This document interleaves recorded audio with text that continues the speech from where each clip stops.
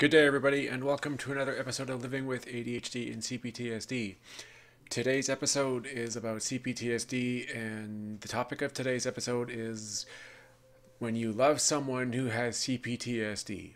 Basically, this is for people who are not afflicted with CPTSD, but have to be with some or decide to be with someone who has CPTSD and may not understand the struggles that occur with this disorder. So I am going to discuss with you, the audience, and this is more for people who don't have it, but for those who are listening who have CPTSD, I definitely recommend either sharing this episode with your partner, or perhaps you could discuss this with them after and give them some information, recommend some sites. I'm going to recommend some websites for them to go to if they have information or if they're not sure what to do because of their partner having CPTSD. Okay? All right. So I'm going to read some information here first, and then I'm going to talk about my own personal history with my partner and CPTSD. It is a little unique in a sense, and I will get on and discuss that more after the break. But I will discuss my unique and my experiences being with my partner who has to live with me as I have CPTSD. Okay, so this article gives a brief overview of some basics about complex post-traumatic stress disorder, CPTSD, and what you can do to support yourself as well as nurture your relationship when you love someone with complex PTSD. You may be wondering if reading this article will be helpful to you.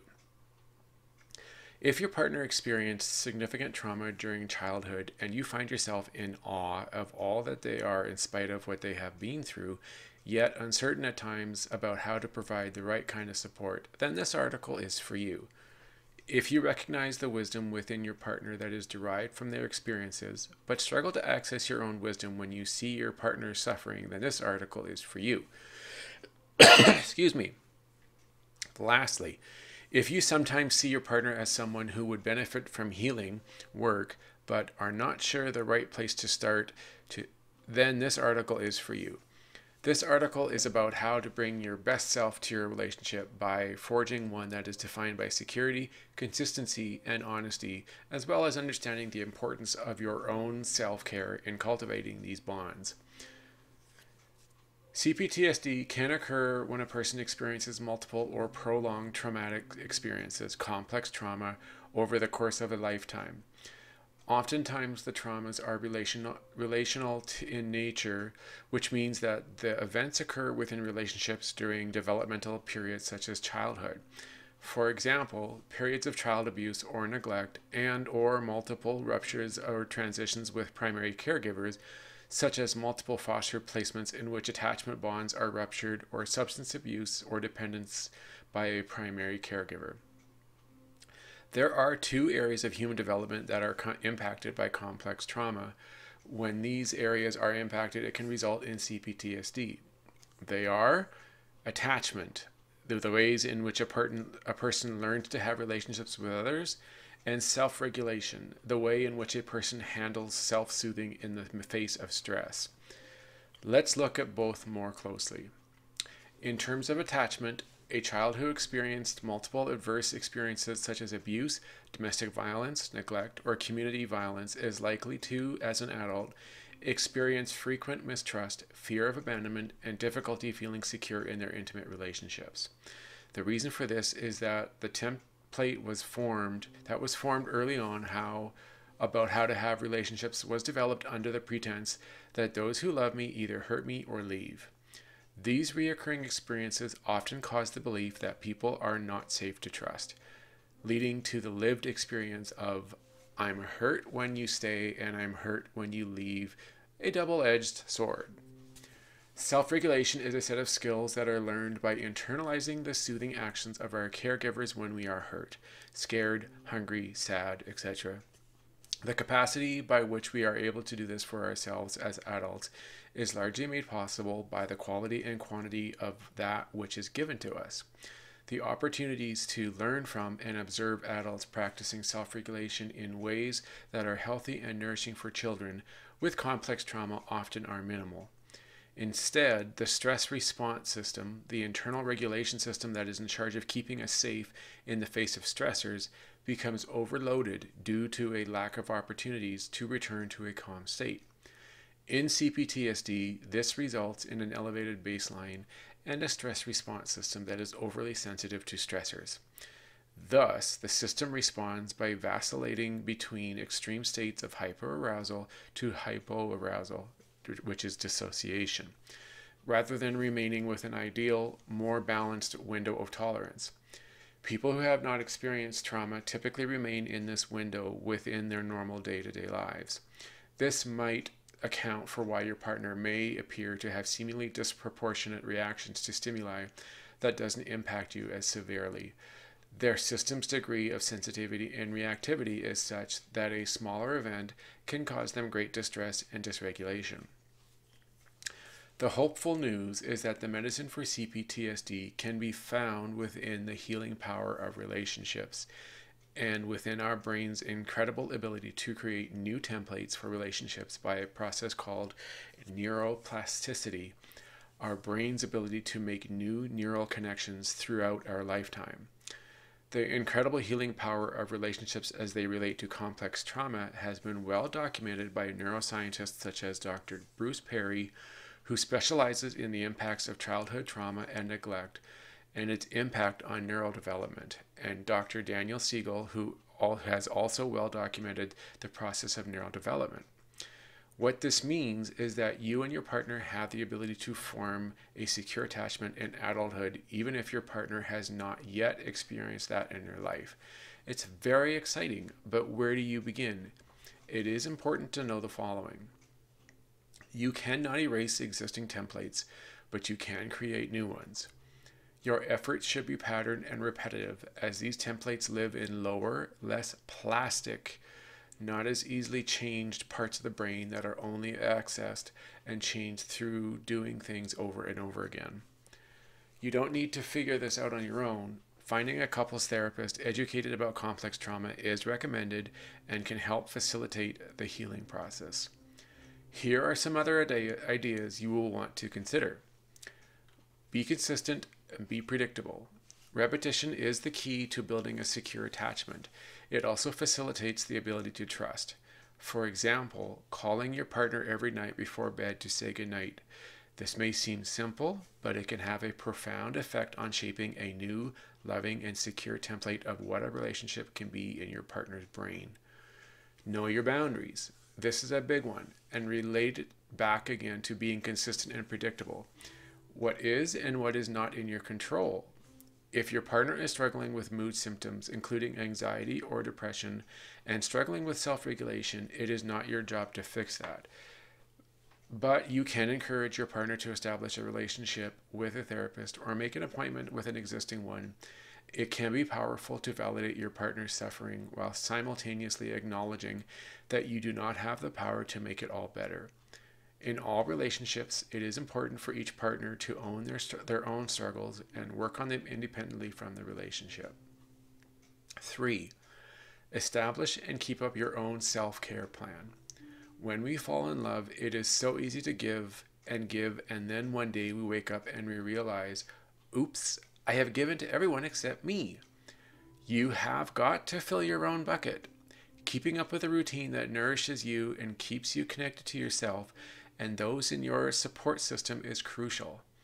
You are modeling for your partner that it is okay to practice self-care and encouraging the process called differentiation, an ongoing process of self-defining within the context of the relationship that is a key developmental milestone within relationship and is that which sets the stage for further development and deeper intimacy as your relationship progresses. 4. Don't try to explain. Instead, connect and redirect. Emotions are not logical, yet it is our tendency to try to explain our way through them. When your partner is in an emotional state of activation, remember first, connect by reflecting back what you hear, them say, including their feelings. Listen and mirror without the intention of problem solving. Once your partner has expressed to you that they are feeling heard, ask them if they want support in problem solving. Redirect. Once you check for their interest, you may find that you have already helped enough. 5. Do find out what is soothing to your partner. People who have experienced complex trauma are often well aware of what they do and do not like. Ask them for their preferences. You may find out that your partner cannot tolerate massage but loves a warm bath. If so, draw them a bath and draw it often. Remember, repetition, consistency, predictability. 6. Practice consent in intimacy and beyond. Trauma is defined as an extreme loss of control to a perceived threat or life-threatening situation. Healing for trauma survivors always includes establishing a sense of safety. A way to safety is through experienced control. Practicing consent is a powerful vessel for this. This means asking permission before and during intimate encounters, as well as throughout your day-to-day interactions. For example, is it okay if I move your things while I clean this room? 7. Anticipate events that could cause anxiety for your partner. Work together to create a safety plan. For example, if your partner feels anxious in social settings like big events such as a wedding, deciding ahead of time where to sit during the ceremony and have a signal that you can give to one another if your partner needs a break. This can be a good opportunity to step outside and get a breather.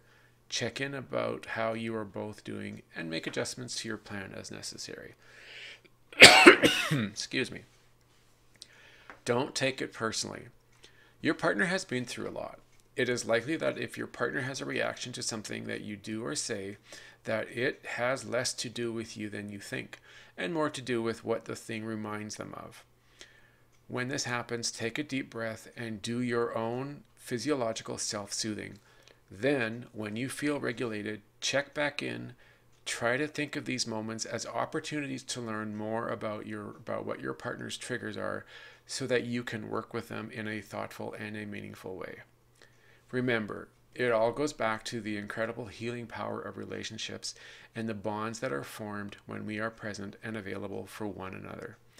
Even as therapists, we can get stuck in the trap of thinking that we should be able to fix it all right then and there, and we jump too quickly to a problem solving. Yet it is always meaningful to take a step back and remember that the key to building a secure relationship is not in your ability to offer a quick fix. Rather, it lies within your ability to take your time, be consistent, and show your commitment to being there again and again. If past trauma is impacting you or your relationship and you need to help, then reach out to an expert. And establishing a relationship with a therapist can be the first step in creating a path to healing that can seem overwhelming and uncertain, more clear, manageable, and supportive. All right. So,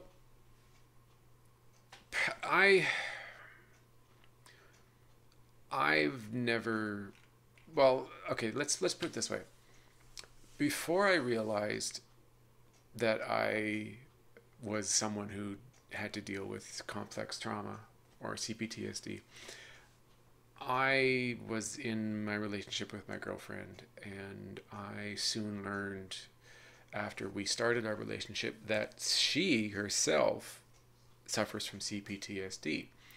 She had dealt with her own issues with frequent and repetitive trauma when she was a child and into her early teen years. And she has been through many, many, many years of therapy. And she's got a really good grasp on what is going on. And she's really good at the processing and knowing her parts and knowing that she's triggered and blended. And she knows how to step away and take care of herself.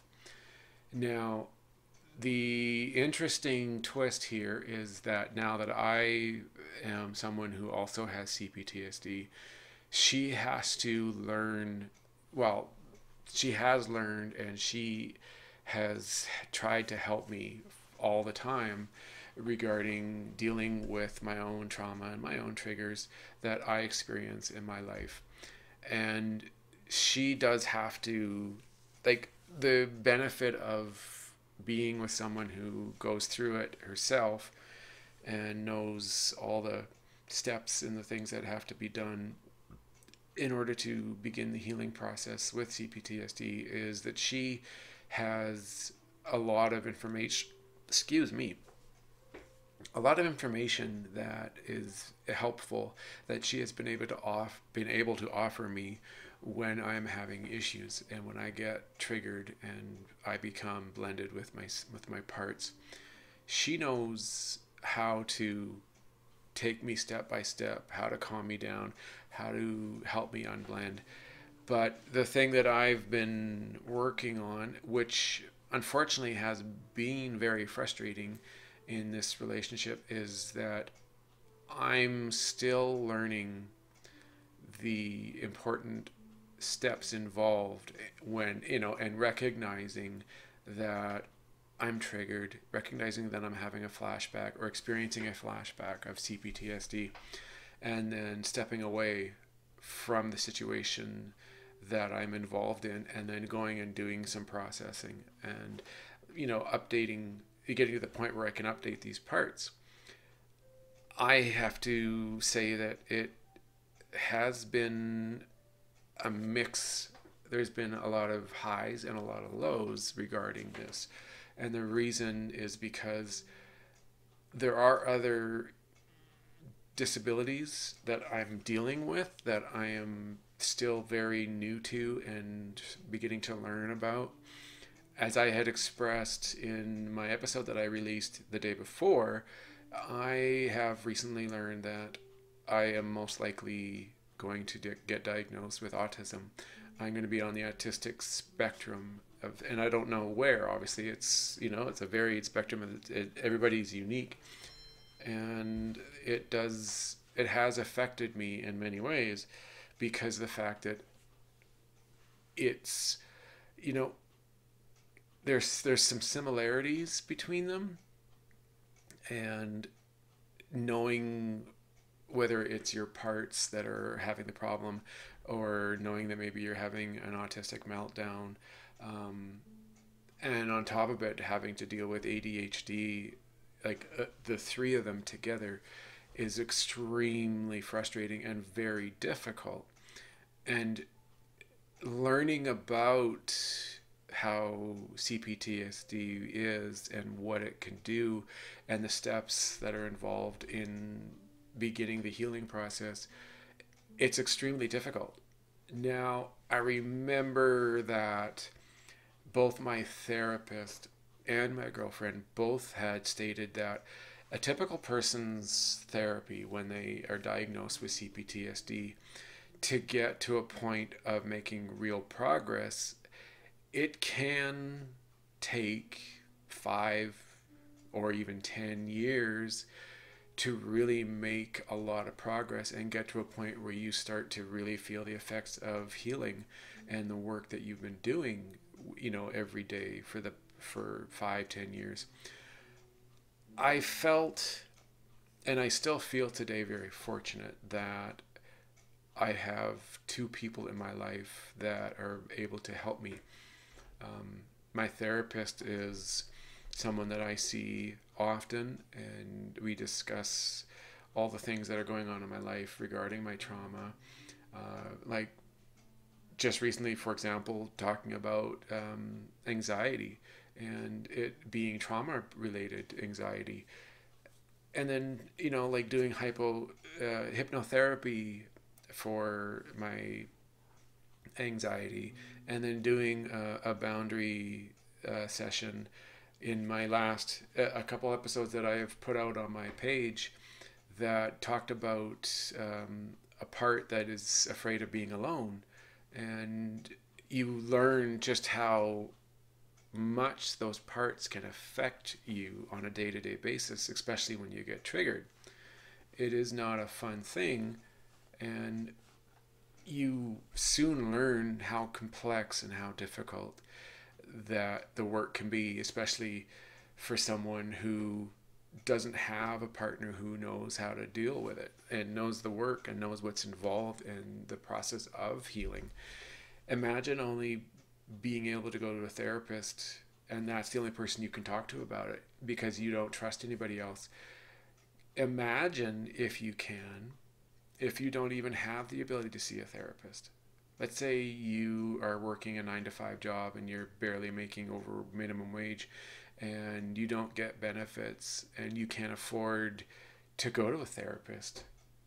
And the ability to know how to cope with the trauma and the triggers that you experience all the time daily in your life, and having no idea how to get the help to fix it, and having no idea how to do the work, it is a very difficult thing to do in your life. I definitely wouldn't recommend it for anyone. Not getting, like, if you can't get therapy, you could go to, like, some, I don't know about in the States as far as like government based support, like mental health support. Like in Canada, if you aren't able to afford going to a therapist for, I think the average price is about $200 a visit for an hour, you can get support through the government, where you can qualify for like therapy. It's a good way to go if you can't afford your own therapy, and choose your therapist. But not, rather than not getting any assistance, you go into a downward spiral and you never feel like you can ever recover, and it can get worse and worse and really make it feel extremely difficult to live and feel safe in your life. Now, for a partner, like a girlfriend or a boyfriend or husband and wife, um, imagine being a partner. Like if you're listening to me or you're watching this video and you notice that the person that you're dating or you're married to is suffering from CPTSD, like they're getting triggers and they're acting unusual suddenly, and they have a fit, or they're like panicking, or they're saying unusual things, or they're hiding, or they're running away, or they're being super anxious, or something happens, like you're watching a movie or a TV show and suddenly they're triggered and you notice that there's some unusual behavior that you've never seen, or you've repeatedly seen whenever you seem to watch a movie.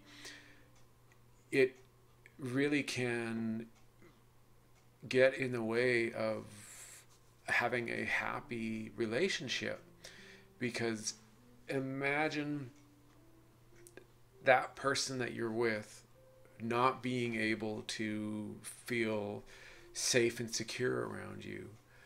Like, you may be able to go on a number of dates and do typical dating things for someone, or for two people who are just getting to know each other, but the moment that you think about going further in this relationship, like maybe becoming intimate with each other, or becoming more serious, there could be signs and flashbacks that occur that suddenly make your partner feel like they're not safe around you, or they don't think that you're a safe person, and they don't know that they're not in place and in time.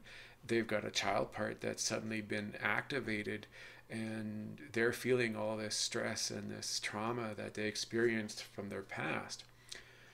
If you have no idea, it's not exactly something that you can just bring up to them and ask them, because they may not feel secure enough to discuss it with you. I remember with my girlfriend, it was something that took a long time for her to trust me enough to reveal important information about her past, and it was quite revealing and definitely upsetting because of the things that occurred, but it did give me a much broader understanding of what she went through in her life and why she is the way she is today. I wish that back in the day that I had a much better understanding of what had gone on, but there is no possible way. I could do all the research online and read every book and watch videos, but unless I've been through it or experienced trauma in that kind of way, there's no way for me to truly understand just what exactly what has happened and what she's gone through. So for someone who is with their partner has CPTSD, it can be very frustrating and very stressful and very hard on a relationship, because you wonder where your partner's gone, why they behave a certain way in certain situations, why you think that they can't trust you, and why there are things that they won't tell you about, or talk to you about things that happen in their life. All I can say is you just need to be very compassionate and very caring and understanding, and be willing to not allow yourself to take it personal. It's not personal. They don't actually think that you're a bad person. It's just they don't realize that the trauma isn't in place and in time, that it is something from their past, and that's where they go through learning, and they start to heal. It may take a while, and you just need to stick with them and be kind and love them, and just realize that it's something that they're going to have to deal with on their own. They may be willing to show you what their life is like or talk to you about what has happened, but you need to give them time to be willing to trust you on that. If not, you really it's going to be a very difficult time to do something like that if you're not willing to be patient and not willing to give them the space that they deserve and the time. If they ask for some time away, you really just have to give them some space. Let them know that you're there for them and that you won't abandon them in times of need. There's a good chance that you may never have to really talk to them too much about it unless you're in a very serious relationship. I'm in a very serious relationship, nearly 3 years now, and we've been living together for the past 7 months, and a lot has happened in those 3 years, and a lot on its own has happened in the last 7 months. Takes a lot of time, and it takes a lot of work to make progress and to start healing. And the healing is not going to be a quick step, it's not going to be something that's just going to go fast and it'd be simple and easy. It's going to take a lot of work, but you just have to be there for them.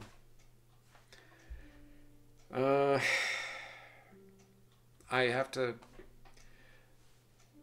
for those who are listening who are the ones dealing with CPTSD, just stay strong and don't give up on the notion that you can heal, that you can get better, and that things will improve. Know that it's not going to be a fast step. You're not going to get there in a day. You're not going to get there in a month, maybe even within a year. But you have to stay with the course and do the work, and be kind to yourself and be kind to your parts. Be compassionate with everything that you go through. And for the partners that are neurotypical and haven't experienced the trauma and don't know what to expect and don't know how necessarily to talk about it with them, just have an open ear and be willing to listen. it's not really time to talk. For you, it's more time to listen and be open to what they have to say, and expect unusual or things that could be scary or that could be hard to understand and hard to listen to, because these this trauma doesn't occur because someone gets hit or punched. It can be very severe, and it's repetitive, and it's very traumatizing, and especially for some people whose lives when they were a child were in danger repetitively because they were being neglected and they were being physically or mentally abused over and over by someone that they loved, and that took care of them and relied on that person to survive. It's big time serious trauma. It's not something simple, which is the whole point of complex trauma. It's a repetitive related trauma that has occurred and is very severe. So you just need to know that, expect anything, and be open-minded and be willing to give them as much time as they require. And the only thing I'm going to say is, don't try to be processing. Don't try to give them a fix. Don't try to help them fix it.